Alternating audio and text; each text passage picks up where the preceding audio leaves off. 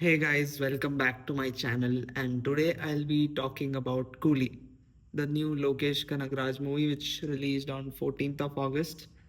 And yeah, there was a lot of hype going into the movie. The trailer was, received average. I found it to be average as well. But still, there was a lot of hype. Firstly, people are speculating whether it was a part of LCU or not, whether there were any connections to, Lokesh's cinematic universe. And well, Lokesh himself has said that no, it's a standalone movie, and I won't say whether it is or not, but you would probably know it by now. Anyway, so yeah, my point is there was a lot of hype going into the movie, and I have seen it, and this is going to be my non-spoiler review, no spoilers. And my first thoughts after watching the movie is that sadly, it's the weakest Lokesh Kanagraj movie. It's not good. I I would say even Leo was more enjoyable than this movie.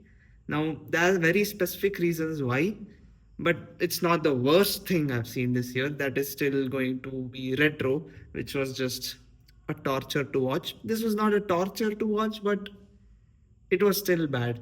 And I will get to the bad things later. Let me first go over the good things which I liked. There were some really good things actually, but overall, it just didn't feel a worthy experience, and I was just disappointed. So firstly, the good things are, the movie started well. The first 40 to 60 minutes were really good.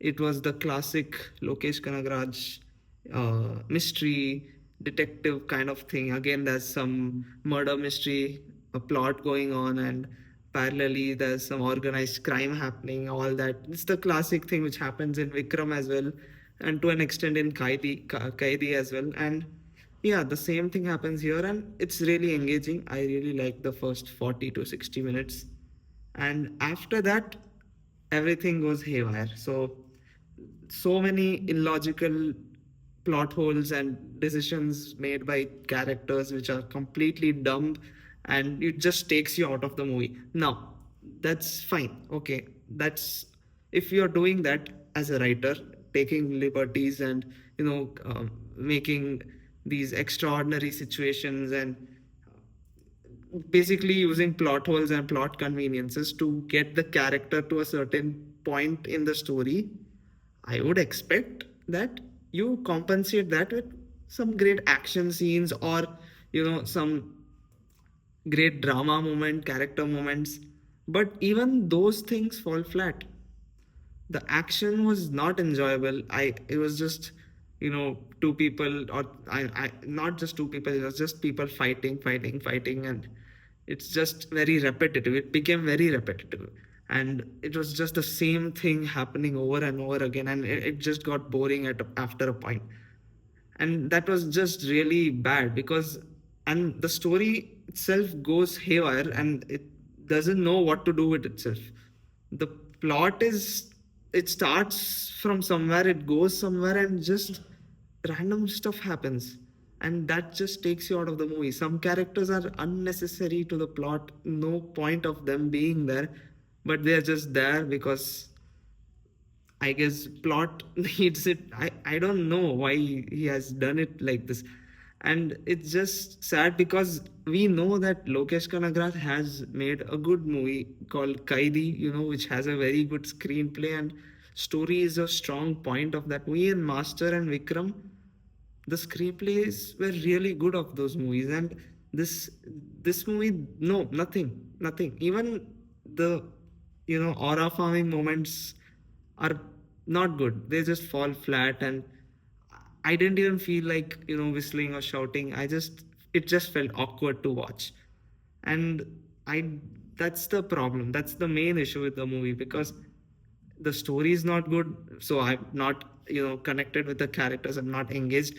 They throw in some plot twists, which are again some work, some are completely dumb, and like it's just for the sake of shock they are there, but if you think about it, it doesn't make any sense. And that's just, the villains are also very weak, and at a point again it's crazy because the movie just takes these wild turns and there's no explanation of why it's happening. And again, the consequences are also not there for everything which is happening.